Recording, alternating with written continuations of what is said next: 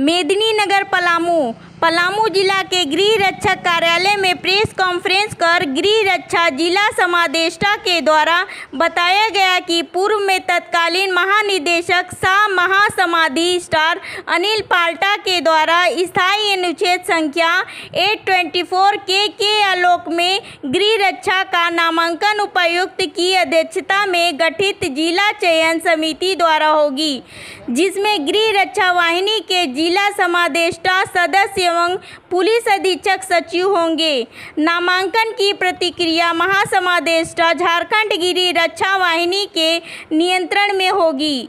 निम्नलिखित बिंदुओं के आधार के मानते हुए इस प्रेस कॉन्फ्रेंस में उपस्थित जिला समादेष्टा पलामू दीपक कुमार, निरीक्षक गौतम सागर ऋषि, निरीक्षक धीरज सिंह, अधिनायक लिपि विनय शंकर पांडे, कंपनी कमांडर जावेद इकबाल एवं जिला कार्यालय में गृह रक्षक मौजूद थे। ये गृह रक्षकों का गृह रक्षक जो होते हैं उनका पूरा नामांकन 4 वर्ष के लिए किया जाता है, 4 वर्ष के लिए किया जाता है ना। उसी का प्रक्रिया चल रहा है जो हमारे नियमावली 2014 का है ना, उसमें उल्लेख है, ठीक है। उसी के अनुसार प्रक्रिया की जा रही है।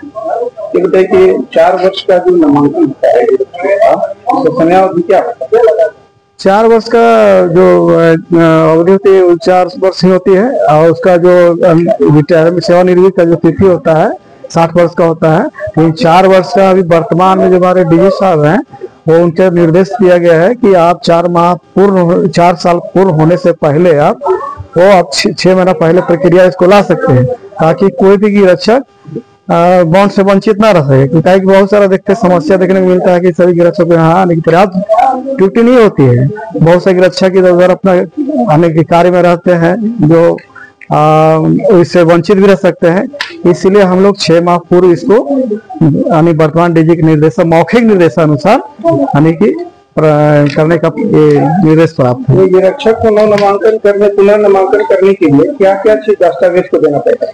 इनका दस्तावेज सब हम लोग पेपर के माध्यम से निकाले गए हैं कि आवासीय प्रमाण पत्र हो, 2 वर्ष का जो पिछले है कमान 2 वर्ष का कमान पत्र होना चाहिए, और आपका वोटर आईडी, जन्म तिथि वगैरह जो हम लोग 5-6 प्रकार कंडीशन शर्त दिया हुआ है, जो हम लोग पेपर के माध्यम से सारे रक्षकों को भी अवगत करा चुके हैं। 2024 में पूर्व डीजी जो अनिल पाल्टा साहब थे उनके द्वारा जो शर्त और नियम जो लागू किया गया था, क्या हाँ इनमें हमारे जो पूर्व डीजी साहब थे पाल्टा साहब, उनके द्वारा एक स्टैंडिंग ऑर्डर निकाला गया था 8/2024 इनका है, तो 8/4/24 को निकाला गया था। उसमें कुछ बिंदु कुछ कंट्राडिक्शन होता कि तो बहुत सारा मामला आ रहा था जिला में कि जिसका 60-40 का भी आ रहा था, और 59 से सेवानिवृत्ति का क्या बॉन्ड कराया जा रहा था कि 59 वाले को भी बॉन्ड करा दिया देने से ये वो दावा अपना पेश कर रहे थे 4 वर्ष की, फिर मेरा हो तो उसका तो नियमावली 14 का उल्लंघन हो रहा था।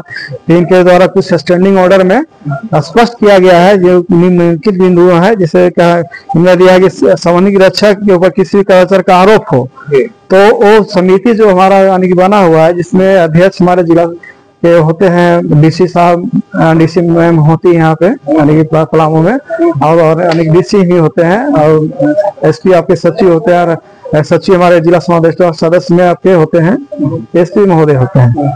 तो उनके द्वारा कुछ पाल्टा साहब अगर कुछ इनमें कंडीशन दिया गया था कि वो समिति पुनर्नामांकन समिति जो है कुछ की पुनर्नामांकन को अस्वीकृत किया जाएगा। जो कुछ बिंदु है, जैसे संबंधित रक्षकों के ऊपर किसी भी कदाचार का आरोप है, ठीक है, संबंधित रक्षक के विरुद्ध किसी थाने में कांड दर्ज हो तथा उसमें आरोपित पाए गए हो, ठीक है। संबंधित रक्षक के 3रा नंबर में संबंधित रक्षक द्वारा पुनर्नामांकन प्रपत्र क्रम संख्या 7 में अपने ऊपर दर्ज कांड का आपराधिक मामला छुपाया हो।